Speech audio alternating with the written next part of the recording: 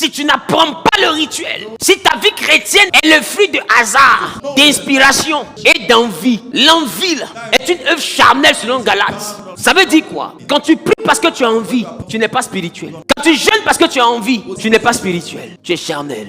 Alors si l'envie est une œuvre charnelle, ça veut dire que la spiritualité va au-delà de ce dont on a envie. Donc pour être spirituel, quand tu as envie de dormir, tu dois veiller. Pour être spirituel, quand tu as envie de manger, tu dois jeûner. Pour être spirituel, quand tu n'as pas envie de prier, tu dois prier. Au fait, le spirituel va contre le monde de tes envies. Ça veut dire que le rituel est vraiment la norme. Parce que le rituel, on le fait quand on a envie. Mais le rituel a plus de sens quand on n'a plus envie. C'est-à-dire que tu te réveilles chaque soir à minuit pour prier. À partir d'aujourd'hui, je me lève à minuit pour prier.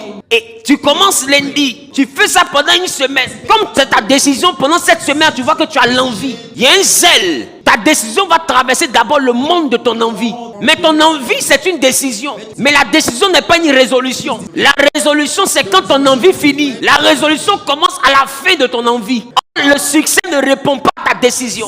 La vie à tes résolutions répondra le succès. Quand tu vas avoir une vie de prière à minuit, que tu vas avoir le succès par cette vie de prière, cette vie de prière doit être capable d'exister au-delà de tes envies. C'est-à-dire quand même tu n'as plus envie de prier à minuit, quand même tu es fatigué à minuit, tu as envie de dormir, quand tu te mettras en genou malgré la fatigue, quand tu te mettras en genou malgré le sommeil, quand tu te mettras en genou parce que tu n'as pas envie, tu te mettras en genou même quand tu es de mauvaise humeur, tu te mettras en genou même quand tu es contrarié, tu te mettras en genou même quand tu n'as pas mangé, ta journée n'est pas bonne, peu importe, tu es découragé, mais minuit te trouvera là.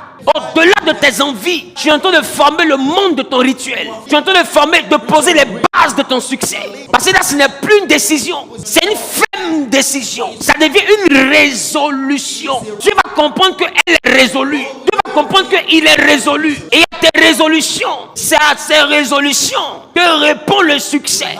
Tes décisions. C'est pourquoi Paul le temps remarque. Tu as eu beaucoup de bonnes décisions en ce qui concerne la consécration et la prière. Mais Satan a veillé à ce que ta décision ne devienne jamais une résolution.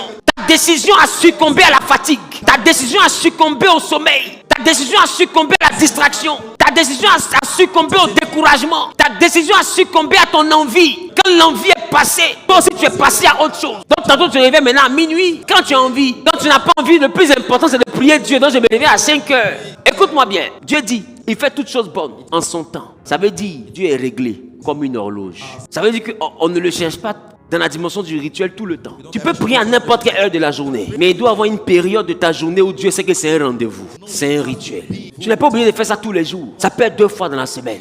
Où Dieu sait que durant cette période, elle et moi, lui et moi, on a rendez-vous. Tous les mercredis, de minuit à 2 heures, il est là. À un moment donné, tu verras que lui-même, même quand tu seras en train de dormir, parce que tu es trop fatigué, il viendra te réveiller. Parce qu'il est le Dieu du rituel. Quand tu vas oublier l'heure du rituel, il viendra te réveiller. Et tu verras que quand tu vas ouvrir tes yeux, il sera minuit 00. C'est comme si tu seras réglé comme une horloge. C'est-à-dire que le Dieu des esprits a commencé à considérer ton temps de prière. Quand tu vois que Dieu commence à te réveiller à l'heure que tu as choisie, comprends que cette heure-là n'est plus en ton pouvoir. C'est une heure que Dieu s'est accaparée. C'est quelque chose qui n'appartient plus au monde des hommes. C'est-à-dire que c'est une heure que Dieu réclame maintenant comme une offrande. C'est là que la Bible dit, je vous exhorte frères, à offrir votre corps comme un sacrifice vivant. On se sacrifie quand on est vivant. Quand on fait ce qu'on n'a pas envie de faire, mais qu'on continue à faire. Parce que c'est une chose qu'on a dit à Dieu qu'on allait faire. On n'est pas content mais on le fait parce qu'on a dit qu'on va faire. À ce moment-là,